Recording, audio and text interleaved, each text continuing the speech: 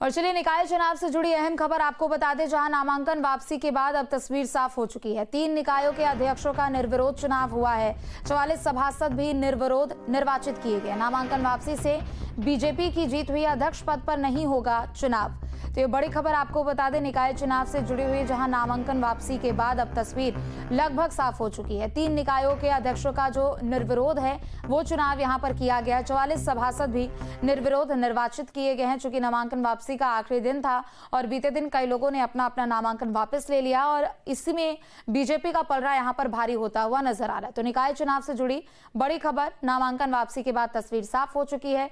निर्विरोध यहां पर अध्यक्ष निकायों के चुनाव भी हुए हैं, तो दूसरी तरफ 44 सभासदों को भी निर्विरोध चुना गया है।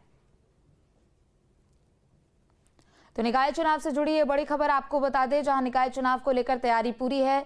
23 जनवरी को यहां पर वोटिंग होगी, तो वहीं 25 जनवरी को नतीजे आएंगे।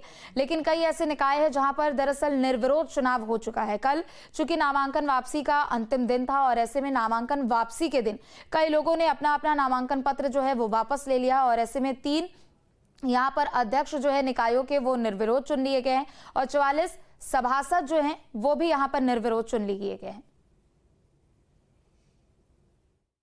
स्थानीय निकाय चुनाव को लेकर के तस्वीर पूरी तरह से साफ हो गई है।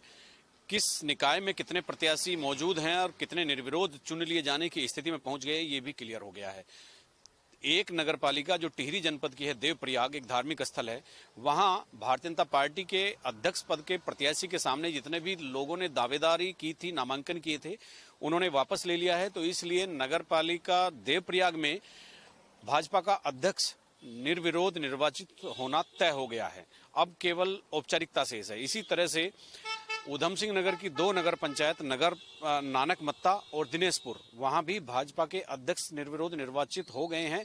केवल औपचारिक तौर पर घोषणा होना शेष है। इसके अलावा 100 में से 3 निकायों में अब अध्यक्ष पद पर चुनाव नहीं होगा, बाकी वार्ड पार्षदों के होंगे। 44 वार्ड पार्षद या सभासद भी निर्विरोध निर्वाचित होने की स्थिति में पहुंच गए हैं। उन्हें केवल प्रमाण पत्र मिलना बाकी है। इधर भाजपा और कांग्रेस दोनों ने दावे किए हैं कि इस चुनाव में उनकी बम्पर जीत होने जा रही है। और देखना यह है कि जो लोग मैदान में डटे हैं, अभी भी कुछ बागी डटे हैं, तो बागियों पर कार्रवाई की बात दोनों दल कह रहे हैं कि शाम तक किस किस के खिलाफ कार्रवाई होती है। न्यूज स्टेट के लिए देहरादून से अजीत सिंह राठी।